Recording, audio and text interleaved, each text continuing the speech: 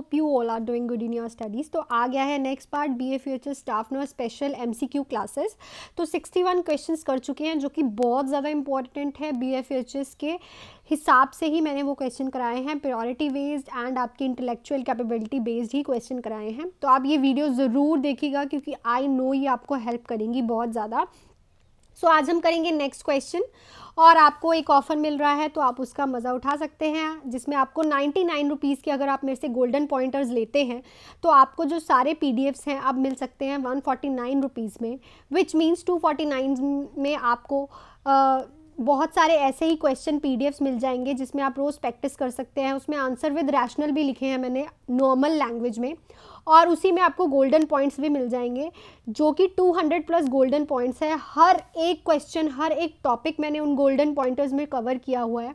तो 249 में आप वो मेरे से ले सकते हो। कमेंट सेक्शन में कमेंट करके मैं आपको अपना टेलीग्राम का लिंक दे दूँगी और उसके साथ साथ मैं आपको इम्पॉर्टेंट टॉपिक्स भी बता दूंगी।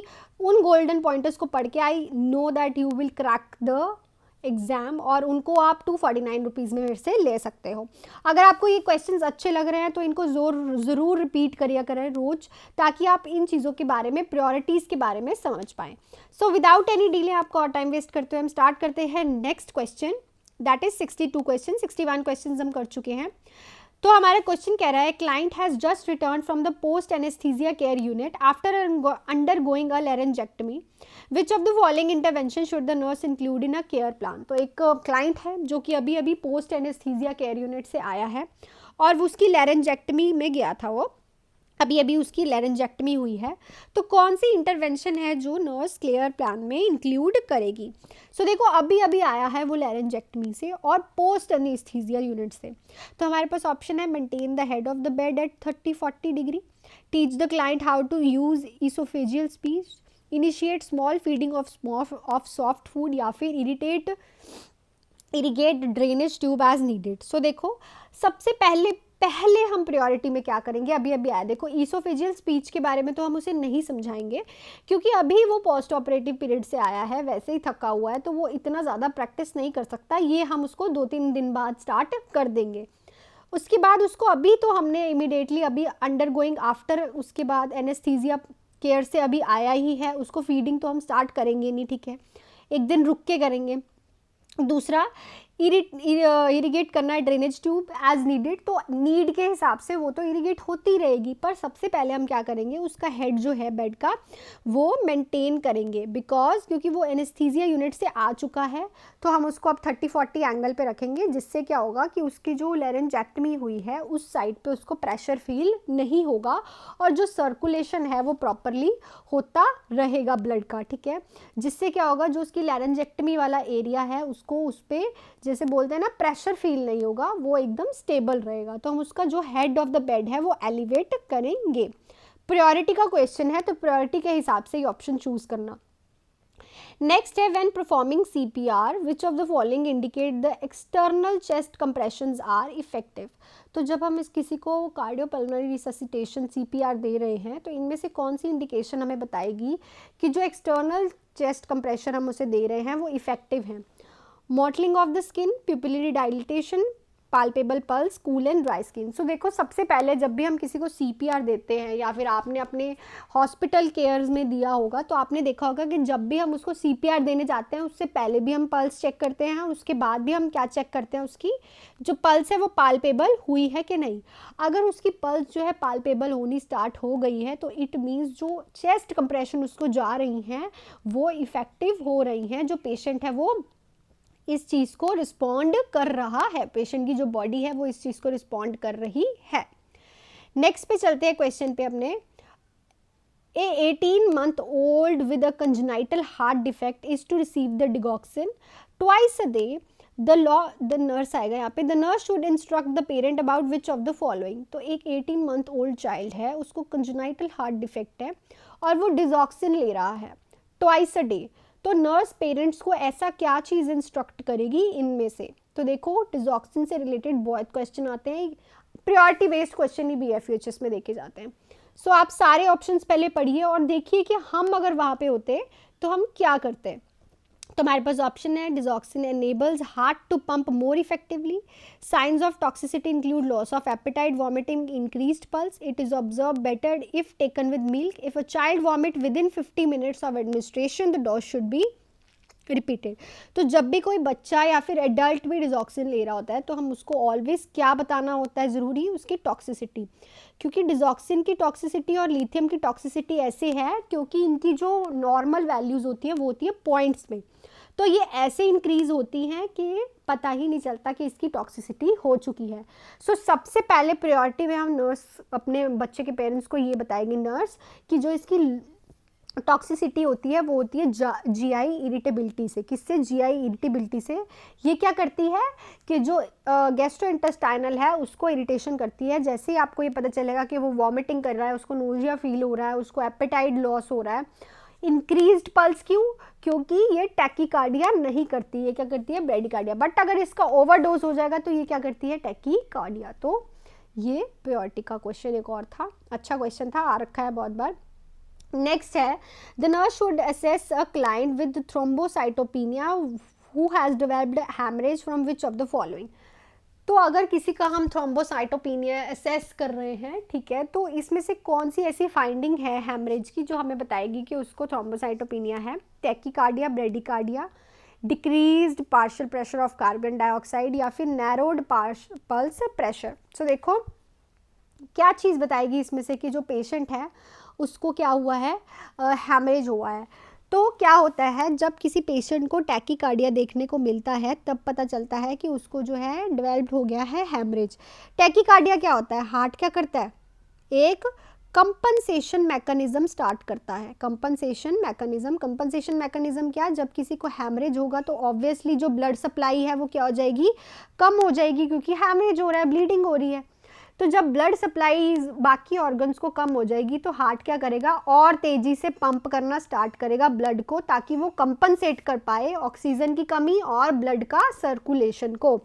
तो इस पेशेंट में टैकीकार्डिया देखने को मिलेगा.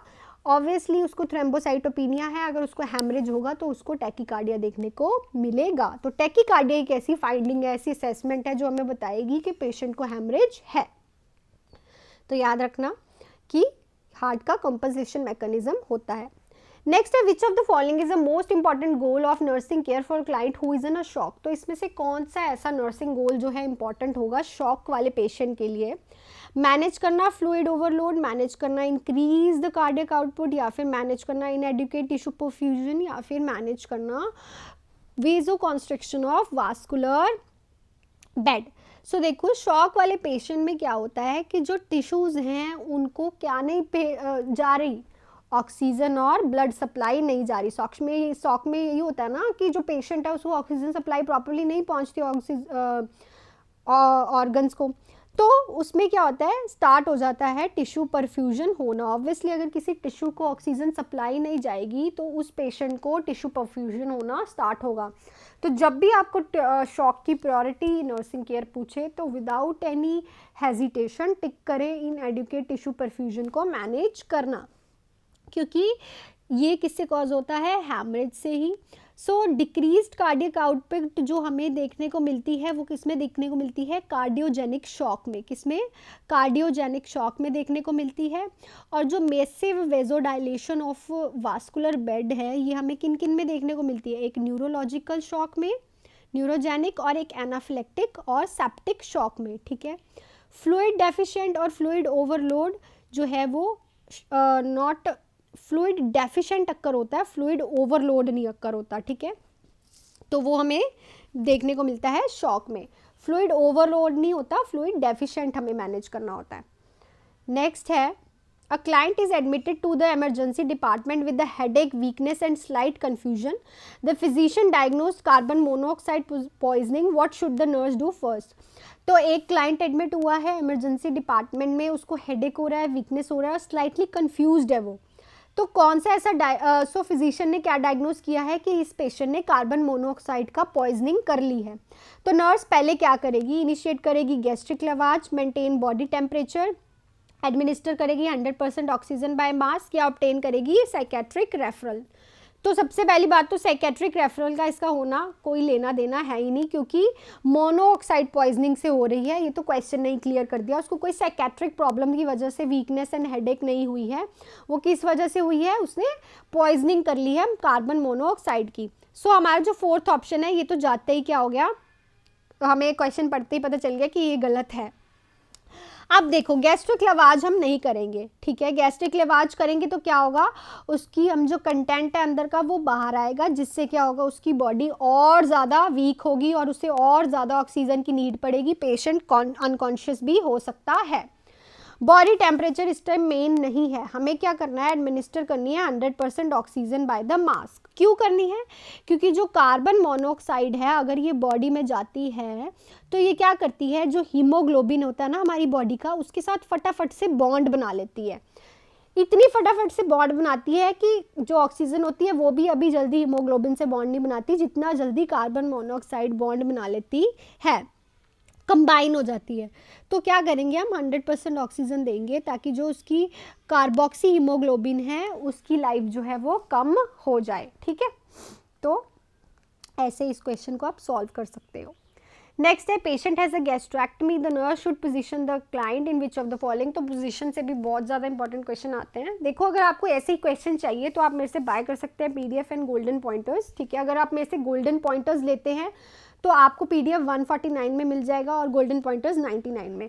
अगर आप अकेले PDF लेना चाहते हैं तो 199 में आप वो PDF ले सकते हैं। गोल्डन पॉइंटर्स बहुत ज़्यादा इंपॉर्टेंट है, अगर आप उसको रोज़ अंटिल पेपर तक रीड करोगे ना, जैसे पेपर न्यूज़पेपर रीड करते हैं, तो आप ऑब्वियसली हर एक क्वेश्चन ईजिली कर सकते हो। तो 249 में आप मेरे से दोनों चीज़ें ले सकते हैं इन दिस ऑफर। सो कौन सी पोजीशन में रखेगी नर्स गैस्ट्रेक्टमी वाले पेशेंट को, प्रॉन, सुपाइन, लो फाउलर्स या फिर राइट और लेफ्ट सिम्स। तो इस पेशेंट को हम रखते हैं लो फाउलर्स पोजीशन में।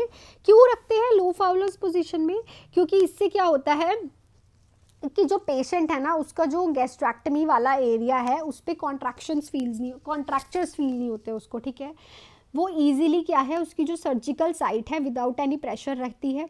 अगर उसे आप प्रॉन में रखोगे तो उस प्रॉन पोजीशन में तो नहीं रख सकते हम। क्यों नहीं रख सकते, क्योंकि प्रॉन पोजीशन में उल्टा लेटेगा तो उसकी इंसिजन साइड खराब हो जाएगी। सुपाइन में क्या होगा, उसको प्रेशर फील होगा उसके अब्डोमेन पे।